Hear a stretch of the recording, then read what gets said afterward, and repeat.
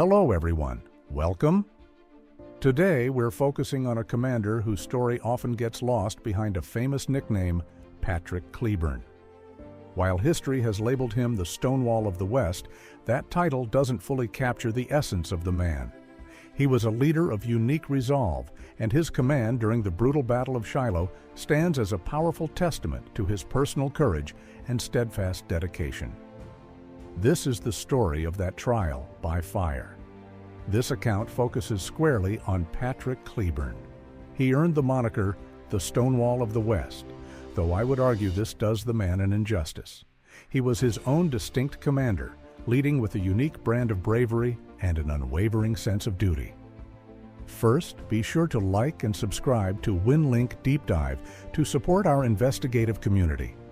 He built a reputation for being utterly unyielding and persistent in combat, and his conduct at Shiloh showcases this indomitable will. The brigade was positioned in this specific order. The 23rd Tennessee held the right, followed by the 6th Mississippi, then the 5th Tennessee, with the 24th Tennessee on the left. The 15th Arkansas was deployed as skirmishers ahead of the main line, their reserve position near the left, and the 2nd Tennessee was placed in echelon roughly 500 yards behind the left flank. A strong skirmish line covered the gap between its left and the 24th Tennessee. Soon after daybreak, I advanced with the division against the enemy, maintaining proper distance from and matching the movements of General Wood's brigade on my right. I positioned myself near the right of my own brigade to preserve the connection with the division as best I could. We moved a considerable distance through the woods without encountering any opposition. The enemy first appeared approximately 400 yards away toward my left flank.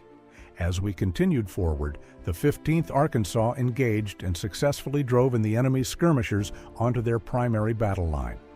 My skirmishers then fell back to their own reserve. The enemy's encampments soon came into view, and they had formed their line of battle directly behind the first one. They held a very advantageous position, overlapping my left flank by at least half a brigade. Their troops were lying down behind the elevated ground where their tents were pitched. Opposite my right, they had constructed a breastwork from logs and bales of hay.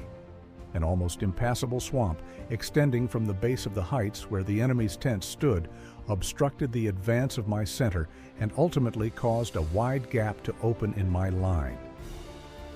The 5th Tennessee and the regiments on its left maneuvered around the left of this swamp, while the 6th Mississippi and 23rd Tennessee advanced on its right. My personal horse became bogged down in it and threw me, and it was with immense difficulty that I managed to get out. My brigade soon reached the edge of the encampments, and the battle commenced in full fury. The 6th Mississippi and the 23rd Tennessee charged directly through the encampments toward the enemy. Their line was inevitably broken up by the standing tents, and under a terrible fire, significant confusion followed, resulting in a swift and bloody repulse. The 23rd Tennessee was rallied with great difficulty about 100 yards to the rear, and it was only after the regiment had lost 300 officers and men, killed and wounded, from an aggregate of 425, that it finally yielded and retreated in disorder over its own dead and dying. Colonel Thornton and Major Lowry, the field officers, were both wounded.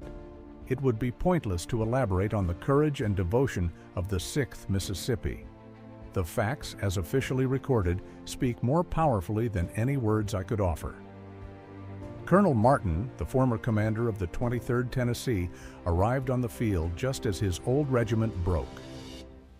Though not then on active duty, he voluntarily assisted me in rallying the men and inspiring them with renewed resolve, and he remained with them until he was severely wounded later in the day. While my right was reforming, I galloped around the swamp to my left wing.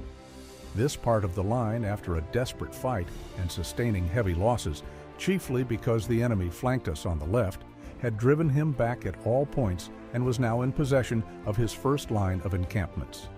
Here, the 2nd Tennessee came up on the left and charged through a murderous crossfire.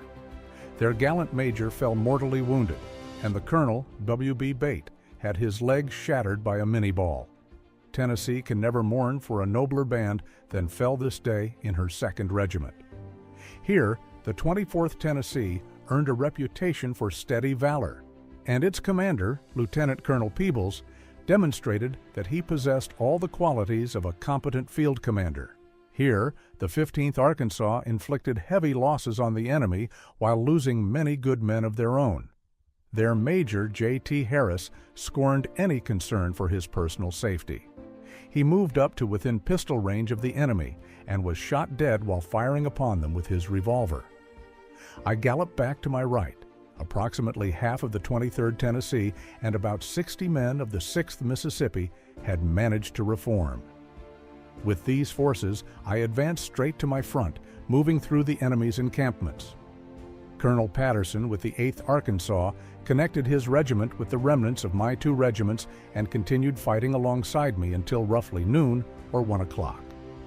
At this time, Captain Harper, who was commanding the remnant of the 6th Mississippi, marched it to the rear.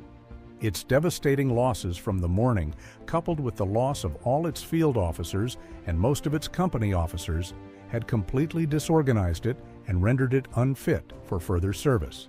I did not see it again during the battle. Soon after, I ordered the 23rd Tennessee to the rear as well, directing them to reunite with other portions of the regiment that had become separated during the morning's repulse. I was now left without a command on this part of the field and was moving along the rear of our line to rejoin my left wing when I met General Hardee.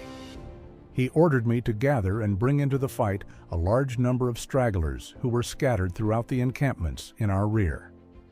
After tremendous effort, I partially succeeded in this task, but upon finding that this kind of force would not withstand a heavy fire, I decided to rejoin my own command on the left, which I did around 2 p.m. I found the 5th Tennessee, the 24th Tennessee, and the 15th Arkansas halted under the cover of an abrupt hill. The 2nd Tennessee had suffered so severely in its morning charge that it had been moved back to reform. It moved forward again shortly after I lost sight of it and did not reconnect with my brigade for the remainder of the fight. The 23rd Tennessee Regiment, now under the command of Lieutenant Colonel Neal, came up at this critical moment and advanced with me. This engagement lasted for half an hour before the enemy gave way. The men were now out of ammunition. Due to the difficult terrain, my ammunition wagons could not follow, so I had to dispatch a strong fatigue party to the rear. The men carried boxes of ammunition on their shoulders, traversing steep hills for more than a mile. By the time they returned, it was dark, so I ordered the brigade to encamp in one of the captured enemy encampments near the Bark Road. I hope you found this detailed look at Patrick Cleburne's experience at Shiloh insightful. It really drives home the immense difficulty of coordinating a battle, particularly when your forces are stretched across a long, fragmented line. Cleburne had to constantly gallop across the battlefield under constant enemy fire just to maintain contact with both of his flanks. He emerged from Shiloh with a greatly enhanced reputation, a stature of command he would uphold until his final day. If you enjoy these deep dives into historical leadership, be sure to subscribe to the channel. We have more stories of command and courage on the way. Thanks for watching.